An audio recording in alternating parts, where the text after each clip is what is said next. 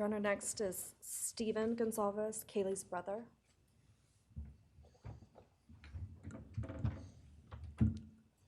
Stephen's actually gonna pass. I'm gonna go. Okay. Alivea Goncalves, Kaylee's sister.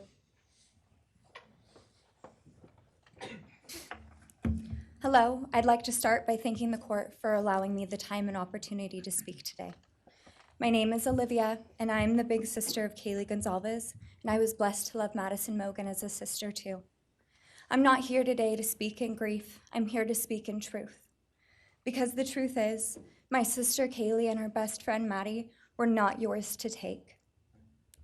They were not yours to study, to stalk, or to silence. They were two pieces of a whole, the perfect yin and yang. They are everything that you could never be. Loved, accepted, vibrant, accomplished, brave, and powerful. Because the truth about Kaylee and Maddie is they would have been kind to you.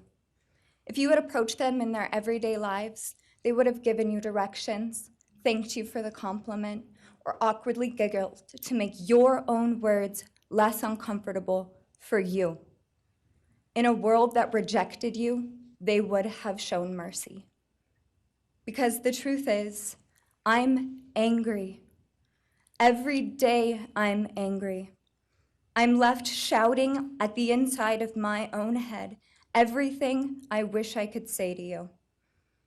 The truth about me is when I heard the news, I didn't cry. I listened for them.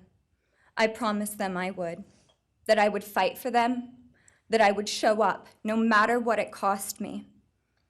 I swore I'd never let them feel alone. Because you see, I've always been their heavyweight. I've always been the one to fight the battles they didn't feel ready to fight themselves. All it ever took was a call, and they knew I would handle it for them, no matter the time, no matter the cost. They could wave their white flag because they knew I would never back down, not for them, and not even death could change that. Somewhere along the line, I started to think about what I would say to them if I was given just one last chance. If I could gather enough heartbreak or love or sacrifice or whatever it took to get just one message across, what would I say? Throughout this entire process, I've written my feelings down at every moment, my wishes, my love, my denial, my anger. And as one final act of love, I'd planned to read these thoughts, even jarring and discombobulating and not even making sense. Because for me, that was true love. As bare and as naked as it could be, not laced in pretty words or dressed for the occasion, but written through bleary eyes at 2 a.m. with clenched fists, angry at this reality. My true final act of love was to continue on without them, for them. That dream to read aloud my love to them, to bring meaning through pain, was the latest blow in realizing you don't deserve it. And Kaylee and Maddie don't need it. Kaylee and Maddie have always known my love, and they would never ask me to prove it by further victimizing myself to a defendant who has shown no guilt, no remorse, no apprehension. They would say to me, "Why would you give the satisfaction of showing vulnerability now? You promised you would never back down." And for that clarity, I'm thankful. I won't stand here and give you what you want. I won't offer you tears. I won't offer you trembling. Disappointments like you thrive on pain, on fear, and on the illusion of power. And I won't feed your beast. Instead, I will call you what you are: sociopath, psychopath, murderer. I will ask the questions that reverberate violently in my own head, so loudly that I can't think straight most any day. Some of these might be familiar, so sit up straight when I talk to you. How was your life right before you murdered my sisters? Did you prepare for the crime before leaving your apartment? Please detail what you were thinking and feeling at this time. Why did you choose my sisters? Before making your move, did you approach my sisters? Detail what you were thinking and feeling. Before leaving their home, is there anything else you did? How does it feel to know the only thing you failed more miserably at than being a murderer is trying to be a rapper? Did you recently start shaving or manually pulling out your eyebrows? Why November 13th? Did you truly think your Amazon purchase was untraceable because you used a gift card? How do you find it enjoyable to stargaze with such a severe case of visual snow? Where is the murder weapon, the clothes you wore that night? What did you bring into the house with you? What was the second weapon you used on Kaylee? What were Kaylee's last words? Please describe in detail the level of anxiety you must have felt when you heard the Bearcat pull up to your family home on December 30th, 2022. Which do you regret more? Returning to the crime scene 5 hours later, or never, ever going back to Moscow, not even once, after stalking them there for months? If you were really smart, do you think you'd be here right now?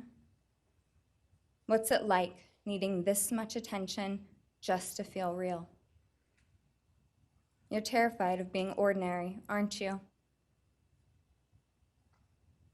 Do you feel anything at all? Or are you exactly what you always feared? Nothing. If you're so powerful, then why are you still hiding, defendant? You see, I'm here today as me.